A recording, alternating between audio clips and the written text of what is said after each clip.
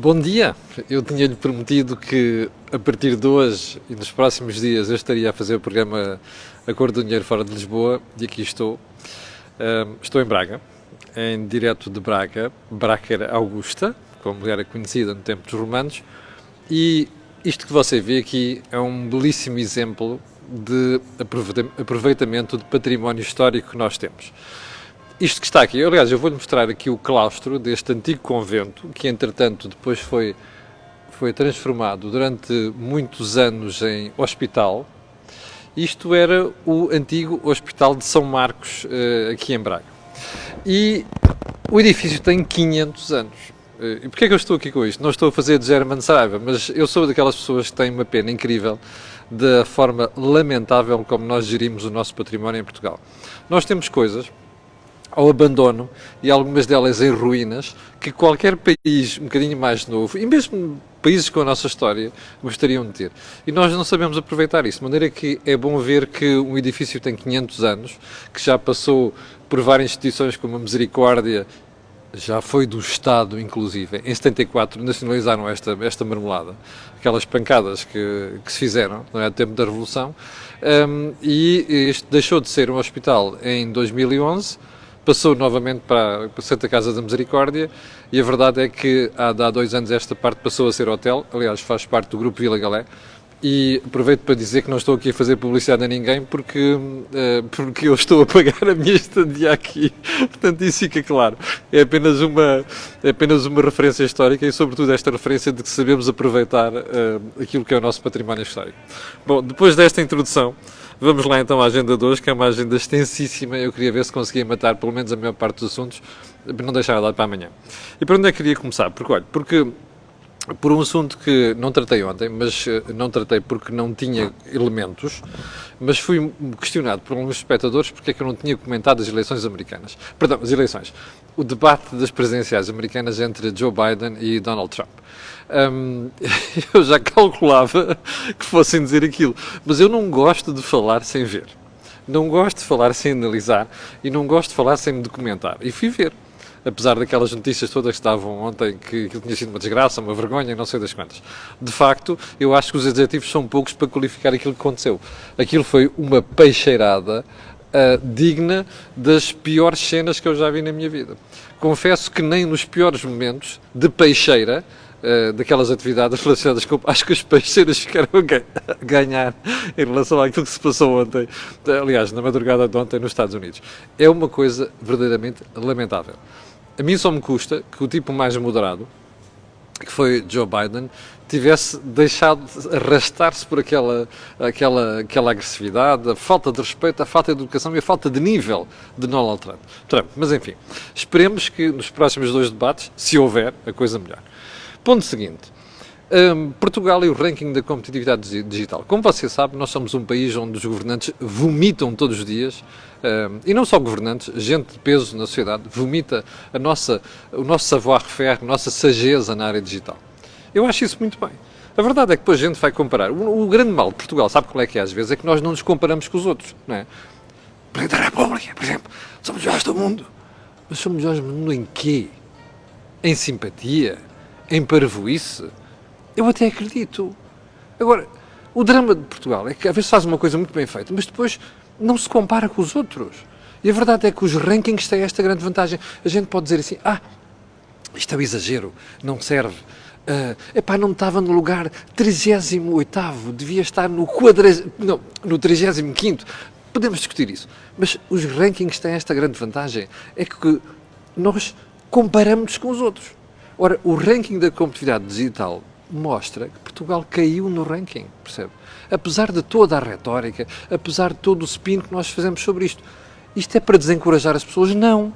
Isto é para mostrar que nós temos que fazer mais e temos que fazer melhor e, sobretudo, não podemos deixar de nos comparar com os vizinhos do lado, não é? Porque senão andamos aqui, olha, sou muito bom, faço isto e aquilo e depois quando a gente sai ali para o lado diz, porra, aqueles gajos fazem melhor do que eu, mais uma porrada de coisas.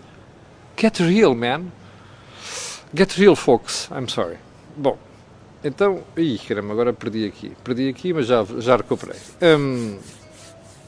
Ponto seguinte é a mariquice das propostas do Ministério da Defesa.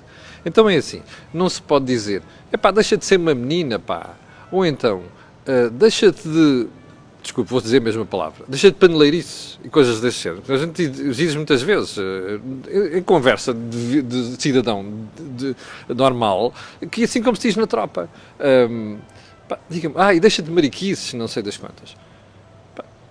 Uma pergunta, o Ministério da Defesa não tem mais nada que fazer? Desde quando é que esta forma de falar significa insulto, tratamento menos adequado ou de categoria com quem nós estamos a falar? Isto é o linguajar do povo. Isto quer dizer que se traduz numa forma de discriminação, de insulto às pessoas? Não, a menos que seja na cabeça do Ministro da Defesa. A sensação com que eu fico em Portugal é que a gente não tem nada para fazer. Se caísse daqui um tipo agora de Marte, dizia assim, estes gajos, não têm problemas. Até estão preocupados com a história das mariquices e portas de uma menina, o Diabo 4 no Ministério da Defesa por causa da tropa. Ainda para mais, estão-se a meter com os militares. Neste momento deve ser uma das poucas áreas da sociedade portuguesa onde não há discriminação entre meninas e meninos. Já fui ver o salário dos militares. As militares têm o mesmo salário que os militares. Diga uma coisa. Não, mas eu digo isto com conhecimento de causa, que eu conheço pessoas que lá estão na instituição militar. Você pode dizer o mesmo do resto da sociedade? A sensação que dá é que a malta faz estas coisas naquela onda do politicamente correto que nós vemos em Portugal, número 1. E número 2, estamos a tentar desviar os assuntos das áreas mais importantes. Essas sim que valem a pena. Que tal se nos dedicássemos a isto? Em vez de estarmos com estas paneleirices, desculpas, ou mariquices, sem que isto que estou a dizer seja um insulto para ninguém. Percebe? Bom, e sobretudo não tem nenhuma conotação sexual. Bom, ponto seguinte. A vozinha da DGS, ontem foi, há pessoas que não gostam que eu diga a vozinha, a doutora Graça Freitas foi ontem ao Parlamento dar contas daquilo que é a atividade, prestação da Direção-Geral de Saúde. E a uma certa altura, ela irritou-se. Isto deve ser contagioso, não é? De cada vez que a gente pede contas a um funcionário que nós pagamos, portanto é nosso empregado, no Ministério da Saúde, seja a Ministra, seja a anterior Secretária de Estado que saiu, o Lacerda Salles é diferente, o Secretário de Estado é diferente. Tem a humildade de perceber que está a servir a coisa pública. E a senhora da DGS, de cada vez que se pede contas a esta malta, o pessoal chateia-se, irrita-se. E ela ontem no Parlamento, a certa altura, irritou-se. E depois aquela promessa do, não, mas este deu tudo o que podia dar, o outro dia podia dar, os médicos não sei das quantas. Bom, eu não tenho dúvidas que muita gente deu tudo o que podia dar. Mas não tenho dúvidas nenhumas que houve gente que não deu aquilo que podia ter dado. Não tenho dúvida quanto a isso. E era bom que a doutora Graça Freitas percebesse uma coisa. Quando ela diz assim, mas eles deram tudo o que podiam dar, então alguma coisa está mal, não é? Porque, apesar de terem dado tudo o que tinham a dar, a coisa não correu bem, nos lares e noutras coisas. A pergunta seguinte é, doutora Graça Freitas, não era melhor a senhora pôr o lugar à sua disposição? E muita gente e outras pessoas com quem a senhora trabalha? Porque se isto é o resultado do melhor que podiam dar, eu vou ali e já venho, bom dia tio Pedro, como costuma dizer em linguagem popular. Portanto, alguém devia aconselhar esta senhora, primeiro a ser um bocado mais humilde e, em segundo lugar, a perceber que o que está a dizer é um disparate. Ou seja, está a qualificar o péssimo trabalho que ela faz. Ela e o Ministério da Saúde, nesta área. Vale a pena pensar nisso, doutora Graça Freitas. Ponto seguinte.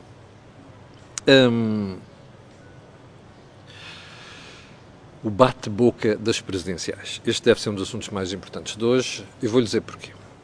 Antes de ontem, o ministro Santos Silva, aquele que gosta de manhã na direita, lembra-se, eu nunca mais esqueço essas coisas, foi à RTP e disse que gostava da Ana Gomes, mas ela não era a candidata que o PS devesse apoiar.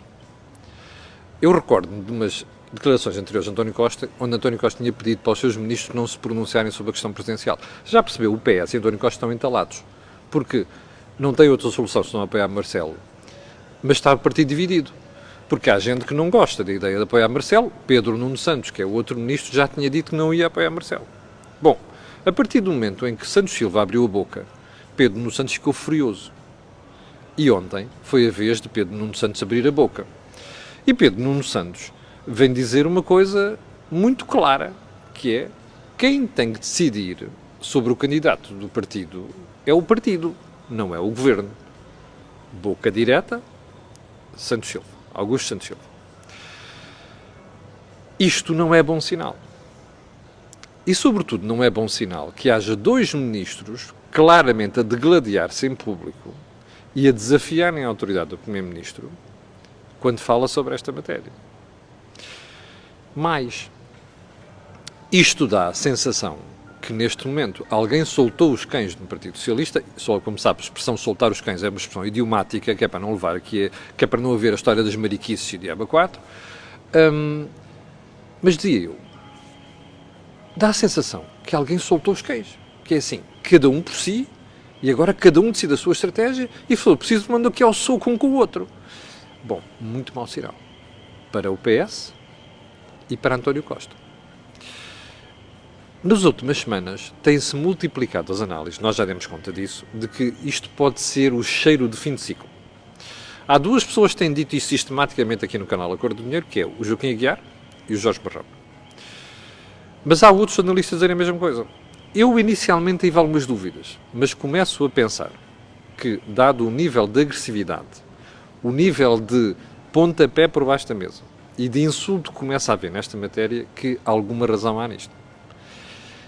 E suspeito que o Dr. António Costa neste momento deve estar muito preocupado porque assumir uma crise económica e financeira, sim, vem uma crise financeira, vai ter uma crise política para gerir. Não é bom sinal, como eu dizia há bocadinho. Último ponto do período de ordem do dia, mas o período antes da ordem do dia hoje é quase um programa.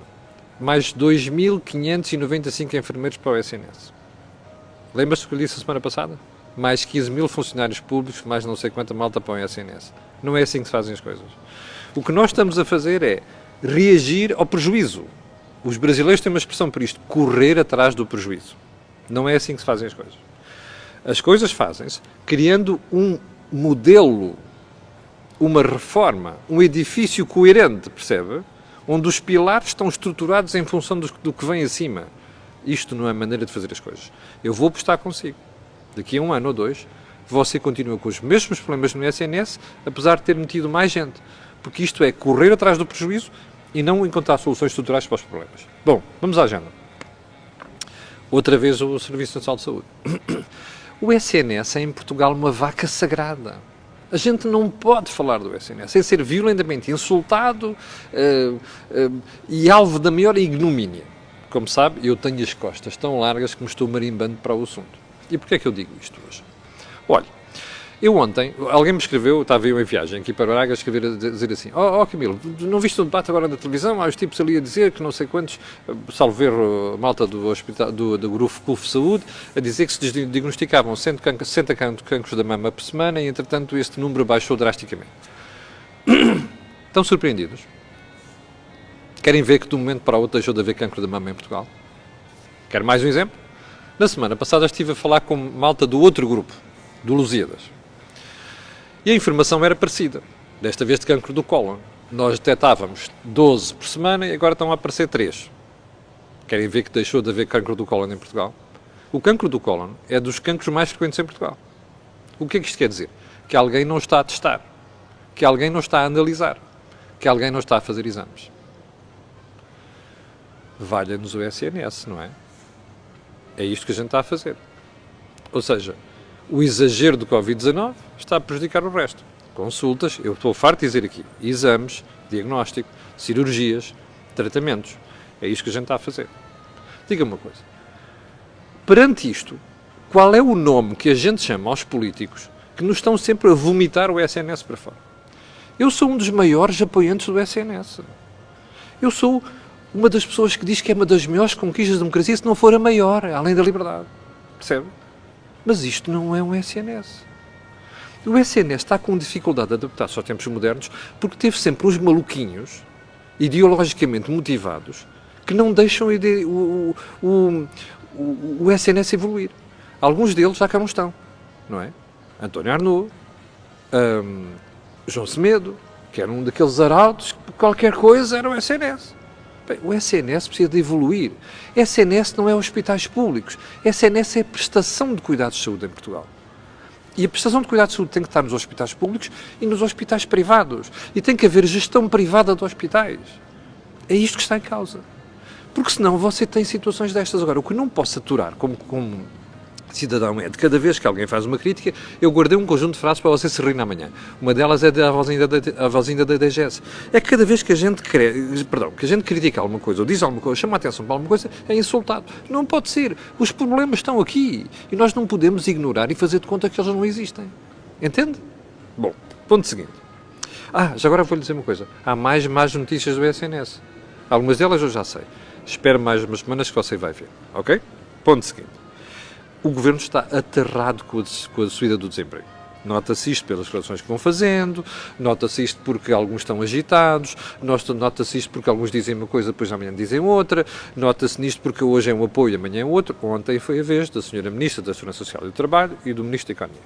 Fizeram ali uma declaração pública, depois de decisões do Governo, do Conselho de Ministros, onde, bem, é um assunto analisado ali mais abaixo na agenda de hoje, onde diz assim, bem, afinal vamos alargar os apoios para quem teve quebra de faturação, por causa daquela história da retomar a atividade. O ministro Pedro Cisa Vieira teve a humildade de reconhecer, antes que o Governo se enganou.